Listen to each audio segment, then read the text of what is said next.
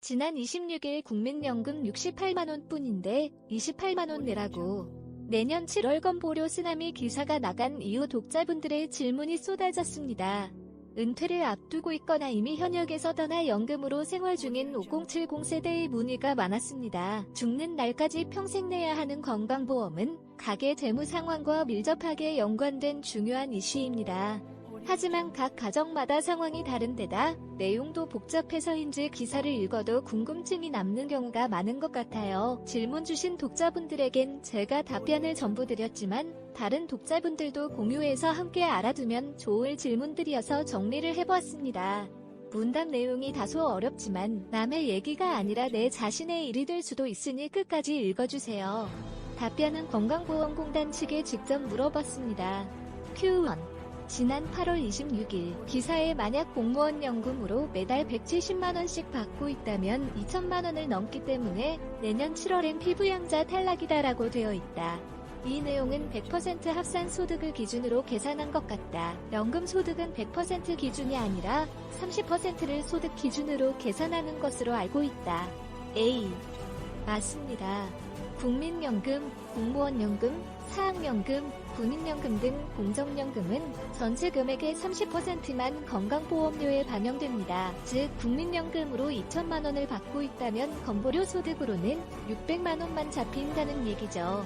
하지만 피부양자 자격을 따질 때는 공적연금 금액 전체가 기준이 됩니다. 피부양자 기준 중 합산소득은 내년 7월부터 현행 3,400만원 초과에서 2천만원 초과로 낮아지게 되지요.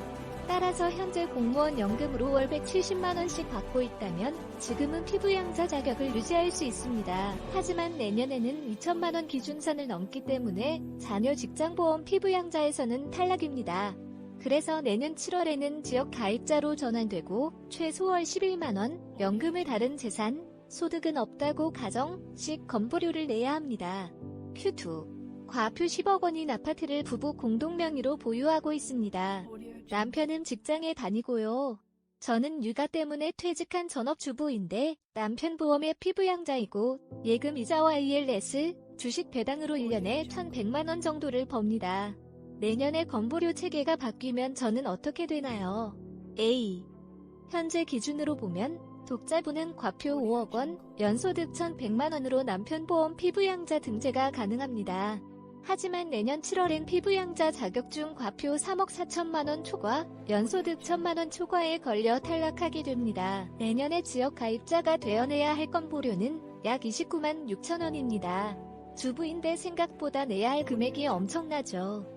아파트에서 돈이 나오는 것도 아니고 재테크만 열심히 했을 뿐인데 건보료로 이렇게 떼인다니 옆에서 듣는 저도 속상하네요. 아파트 재산과표는 개인이 어떻게 할 수 없으니 금융소득을 1,000만원 밑으로 줄여서 피부양자 자격을 유지하도록 해보세요.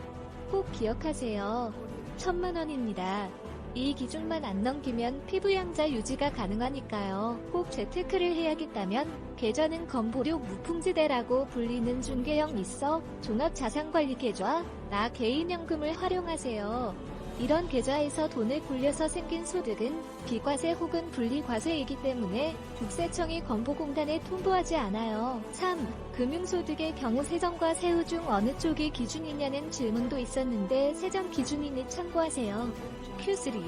10년 전에 보험사 저축보험에 가입했고 만기 시점에 원금이랑 이자를 합쳐 2천만원은 넘게 받을 것 같은데요. 그러면 저는 남편 직장보험 피부양자에서 탈락인가요?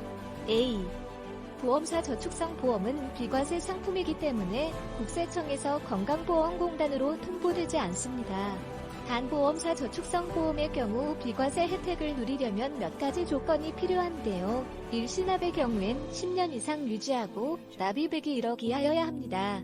월 적립식 저축성 보험은 5년 이상 납입하고 10년 이상 유지하고 월 150만원 이하여야 합니다. 종신형 연금보험은 55세 이후부터 사망 시까지 연금 형태로만 보험금을 수령해야 이자소득 비과세가 적용됩니다. Q4. 은퇴 생활자입니다. 미국 주식을 거래하는 중이고 운 좋게 올해 1,000만원 이상 수익이 날 것 같은데요. 내년에 피부 양자 기준이 강화된다고 하니 지금이라도 처분해야 하나 고민입니다. A. 미국 주식을 매매해서 큰 돈을 버셨군요. 축하드립니다.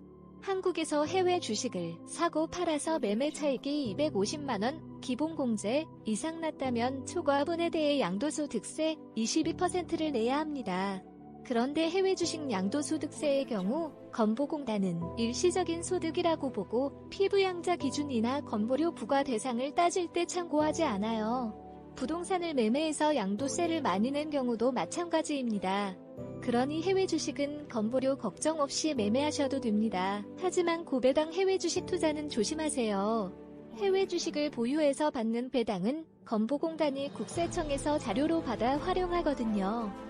국내에서 예금이자나 주식 배당으로 받은 금액에 합쳐져서 건보료 부과 대상으로 잡히게 됩니다. Q5 교사 부부입니다.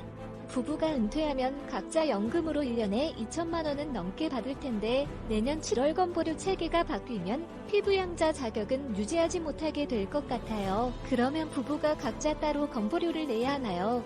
A. 건강보험료는 세대 단위로 부과됩니다.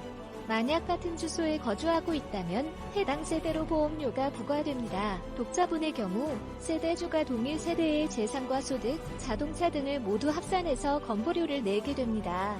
만약 부부가 1년 연금으로 4천만원 정도를 받고 있다면 지금은 부부 모두 피부양자 자격을 유지할 수 있어 영원이지만 내년 7월부터는 세대주가 매달 최소 17만원 보험료를 내야 합니다.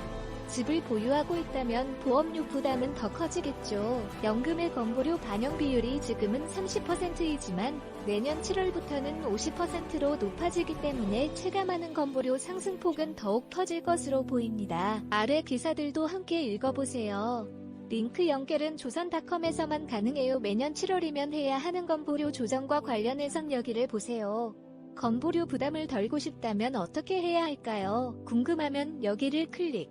월세 소득이 생기면 건보료는 어떻게 되나요? 이 기사에서 확인하세요. 1만원 차이로 건보료 폭탄을 맞았다는데 도대체 무슨 사연일까요? 조선일보 조선.com 무단 전제 및 재배포 금지에 해당 언론사로 연결됩니다.